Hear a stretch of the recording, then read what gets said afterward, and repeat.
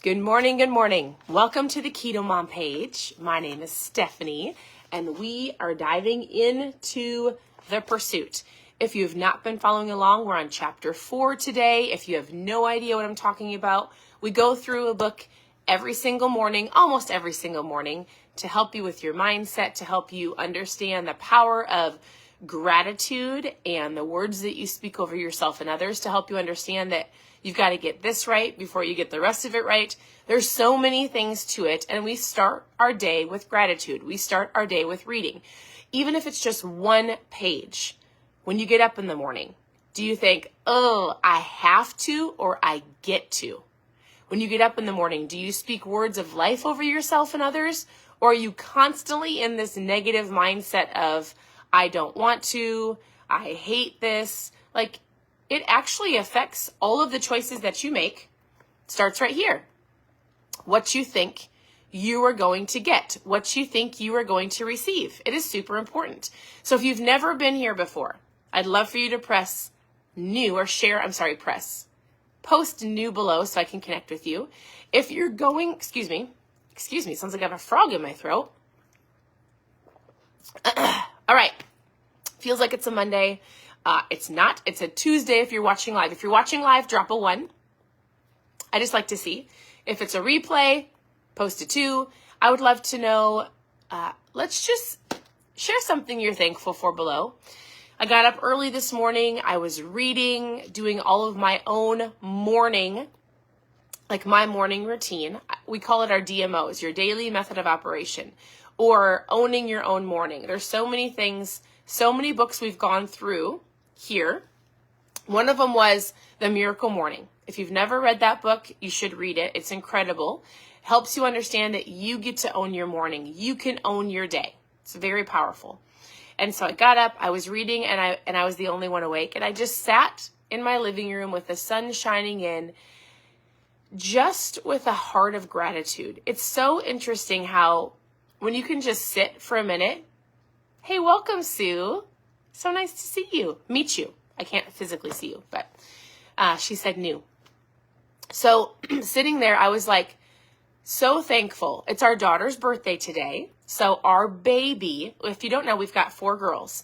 We started this KetoMom page 7 years ago in June. We're almost to our 7th anniversary. We almost have 1 million people on here, which is crazy. You guys, I actually visually never would have seen where this page has gone.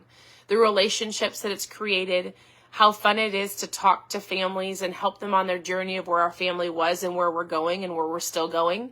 We're not perfect, but we just simply share here what has changed our life to help other people. So we have 4 girls. We're a homeschool family. We're a traveling family. We work from home. We share what we love, whether it's recipes and everything else from recipes to mindset, to helping you in any area of your life. So our girls are 14, 12, 10, and now today our baby Annie turned 9. And so it's crazy to me, when I started this page, she was a baby, right? So it's been so fun. If you've been here for that long, you've watched our girls grow up. We had a wonderful celebration all weekend with friends and family. And now we're back into life, right? It's summer vacation for us, although we'll still do some summer school reading and math. But anyways, in the mornings here are dedicated to help you on your mindset.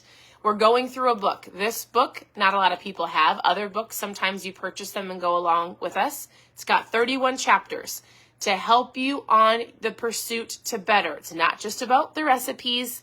It's not just about like fat loss. This book is about helping you in your pursuit in your life. Normally, my husband hops on with me. He's outside pressure washing a tractor. He's doing something outside with some dirt and a tractor. So if you're brand new and you're looking for recipes, or you're here and you're like, I just need to get started, head on over to ketomomsecrets.com. So I have a blog. There's hundreds of recipes and just different ways to get started on your journey.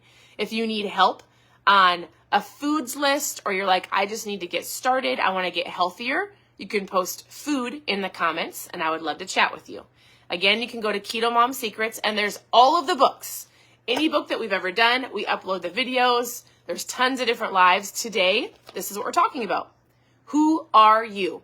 So we're on chapter 4 of The Pursuit. This book is incredible. It's a very easy read. And the reason I like to go through books in the morning, if you've never heard me say this before, it's not my saying, but Joseph McClendon III, incredible. He's in LA. He actually talks to we've got a community, our company, our business. He comes and speaks with us. And so one of the things he taught us was this. I want you to hear it. I actually would encourage you to write it down and to learn it so that when you catch yourself in a negative mindset, you can shift it. I'm going to tell you 2 things. Number 1, he says, as I think, if somebody wants to type this out and post it below, then you can just take it and copy it. It's super powerful. As I think, so I feel.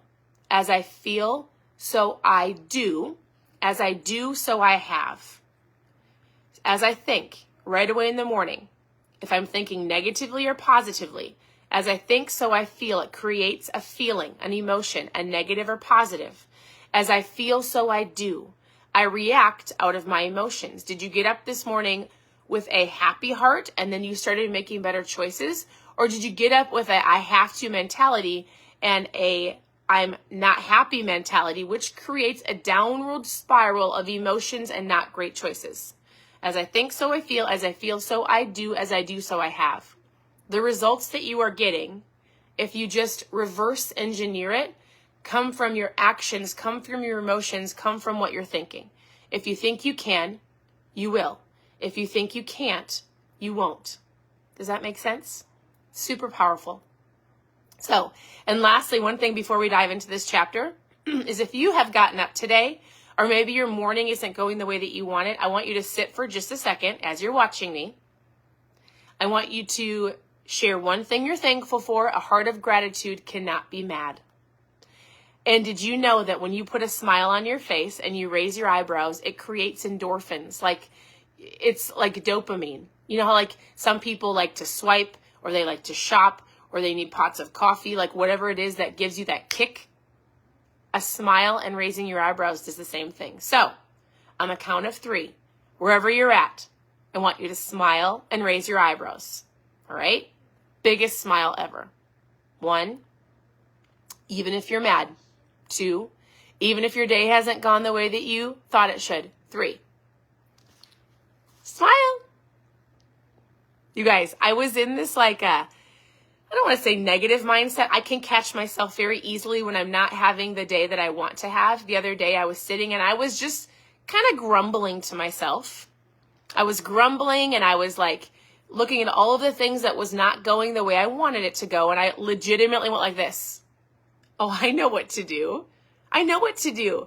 I don't need to be crabby. I don't need to be moody. Like, there's things that just happen that I can't change. I'm going to be adaptable. I'm going to handle my emotions. This is another, like, we can do a live just on emotions and adaptability. But this is what I did. I went like this. I was like, I was grumbling and I went like this.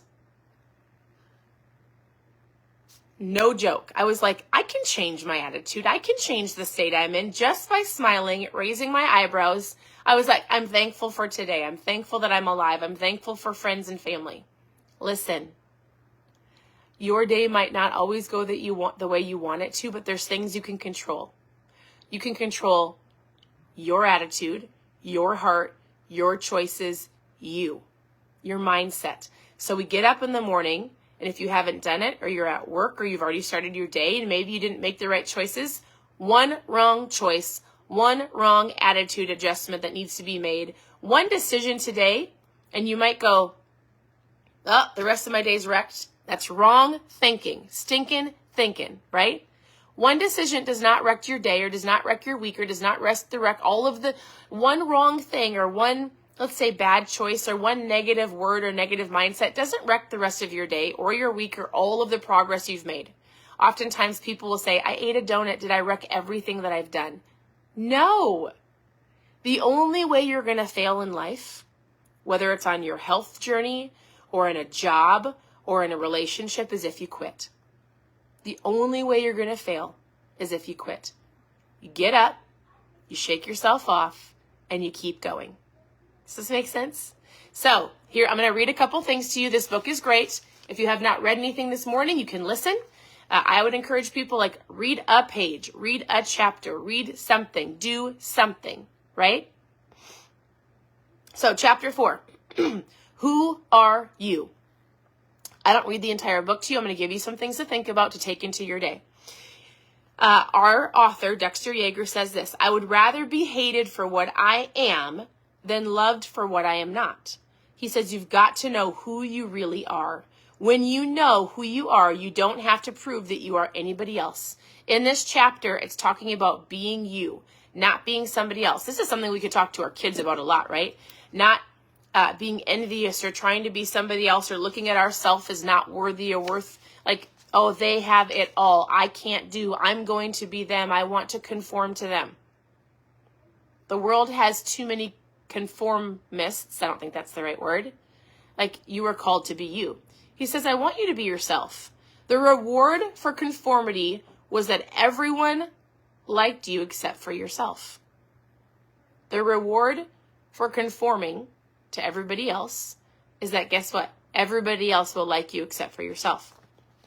Remember, this book is all about the pursuit of you, the pursuit of success, whatever that means to you. The pursuit in life, not giving up, not backing down, not just sitting in complacency or average, but actually going after what you're called to do. He says your potential is whatever you make of it. One of the hardest things about climbing the ladder of success is getting through the crowd of copycats at the bottom. You're not called to conform. You're not called to be like your sister or your best friend or your coworker. You're called to be you. Everybody who has ever become great was nobody who once decided to be somebody. They decided to be themselves. He says, you are a specialist. You are not created to be all things to all people.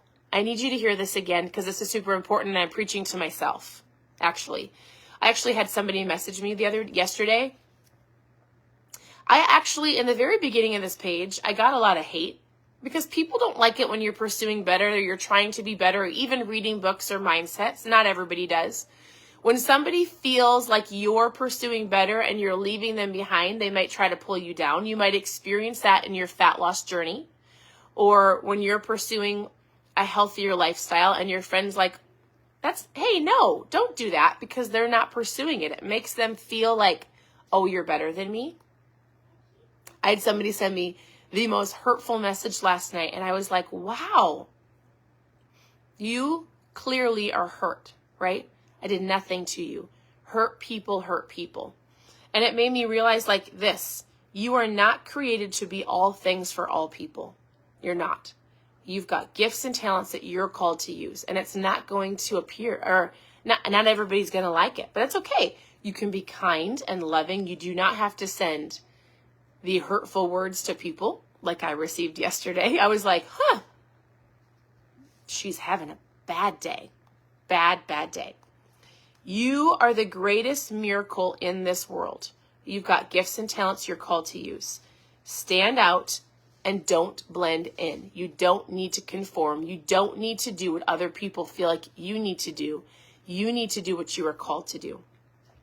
When you look down on yourself, we look down on what God has created. He didn't make a mistake when he made you. He has plans for you. All right. We'll keep going. The chapter's got some really, I'm not reading the stories, but it's really great. The biggest enemy most of us will face is ourselves.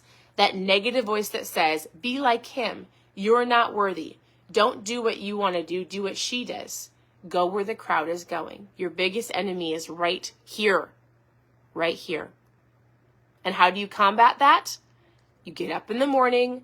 You have a thankful attitude. You go through life with gratitude. You read, you learn from others that have gone where you want to go.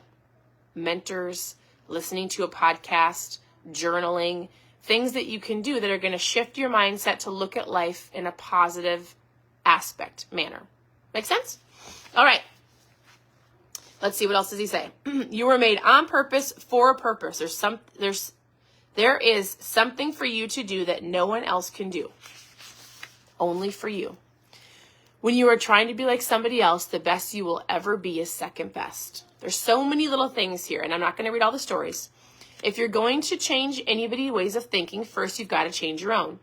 You must begin to think of yourself as becoming the person that you want to be. Remember, one of the nice things about problems is that a good many of them are in your imagination. So he talks about problems, looking at life. Most people are like, my life is terrible. And he's like, listen, most of the things that you're struggling with start right here and really aren't a reality because you're worried about the future.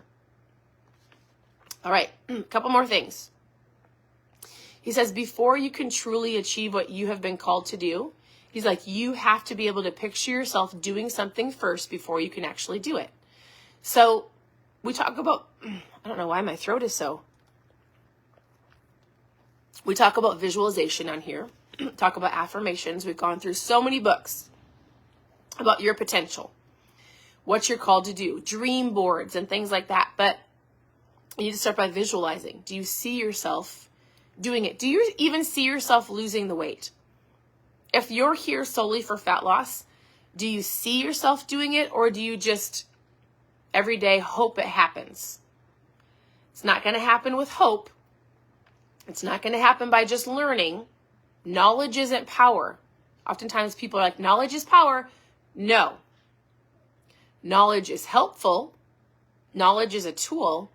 The power comes when you take action on it, right? Knowledge isn't power. It's enthusiasm and action that flips the switch. You take what you learn and you put it into action. He says, no one is in control of your destiny but you. You are in control of your mind, but you also have the power to change the environment that you're in. That's why I always say, no excuses. If you don't like where you're at, change it. If you change your self-image, you will begin to find and change your mental image as well. And eventually your thoughts will become reality. Remember, if you think that you can't, you won't. If you think that you can, you will.